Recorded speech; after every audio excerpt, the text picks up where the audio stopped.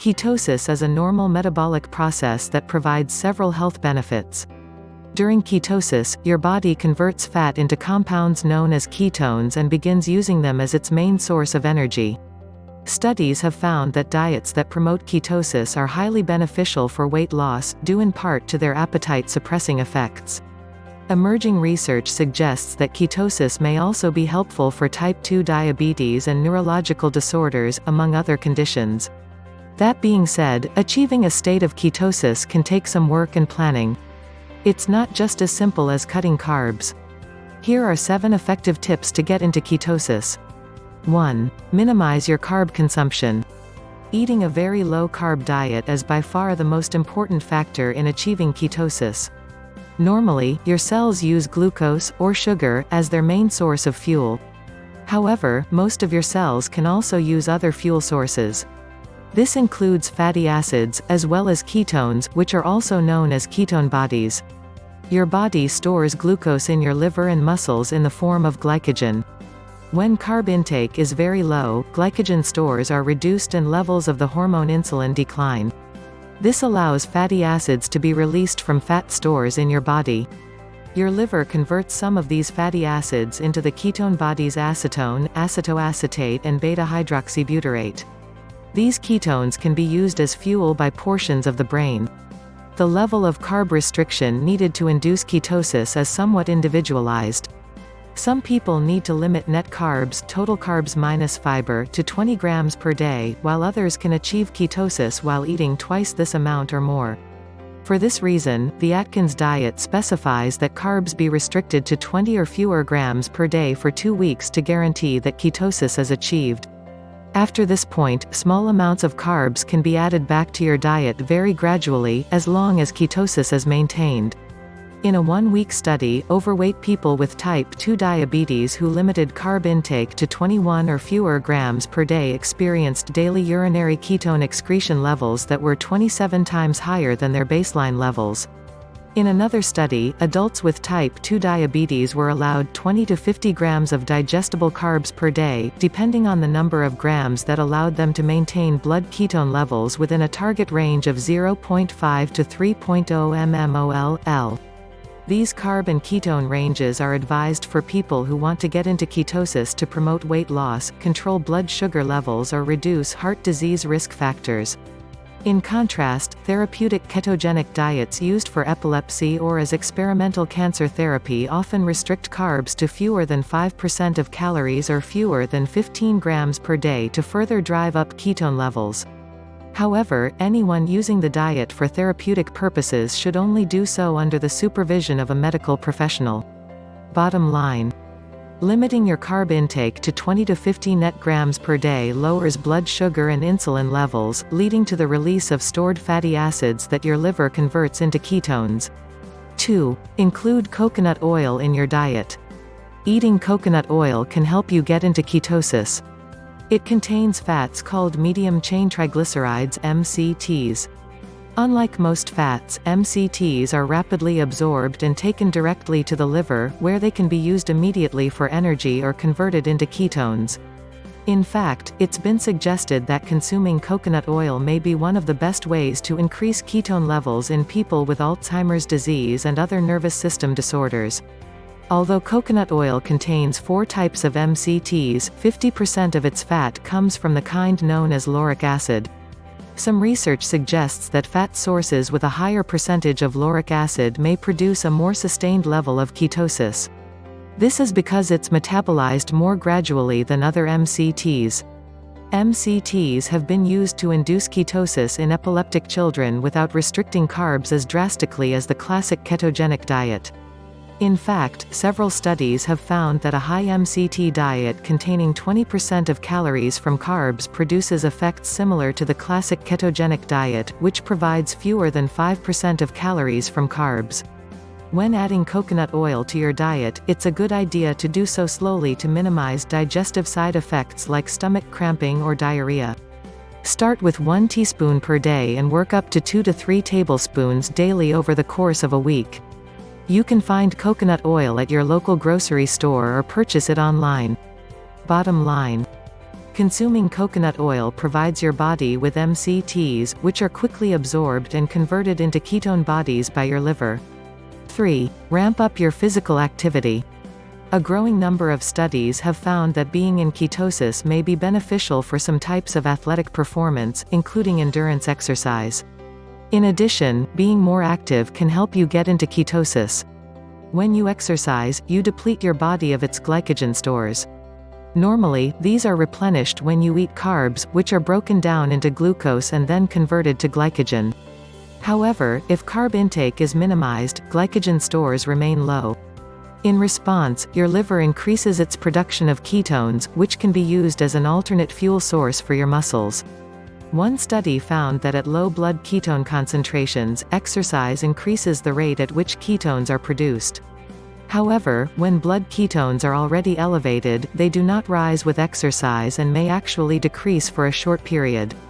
In addition, working out in a fasted state has been shown to drive up ketone levels.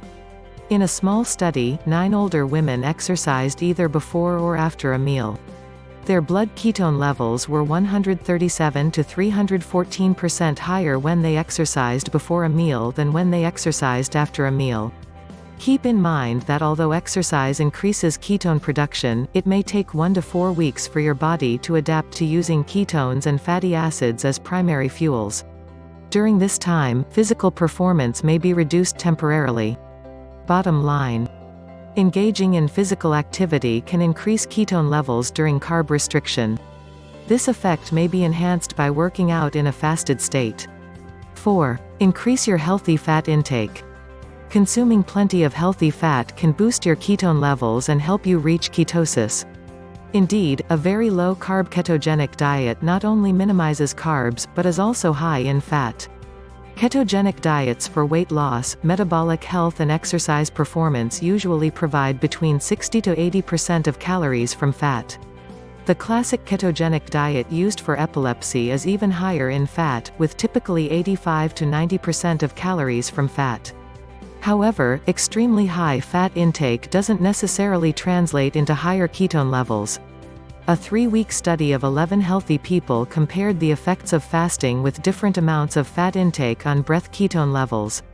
Overall, ketone levels were found to be similar in people consuming 79% or 90% of calories from fat. Furthermore, because fat makes up such a large percentage of a ketogenic diet, it's important to choose high-quality sources. Good fats include olive oil, avocado oil, coconut oil, butter, lard and tallow. In addition, there are many healthy, high-fat foods that are also very low in carbs.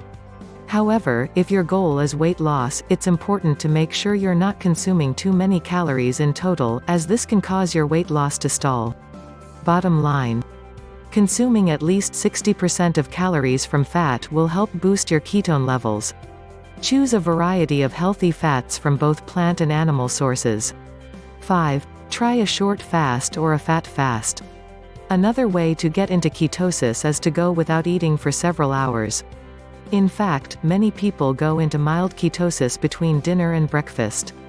Children with epilepsy are sometimes fasted for 24 to 48 hours before they start a ketogenic diet. This is done to get into ketosis quickly so that seizures can be reduced sooner. Intermittent fasting, a dietary approach that involves regular short-term fasts, may also induce ketosis. Moreover, fat fasting is another ketone-boosting approach that mimics the effects of fasting.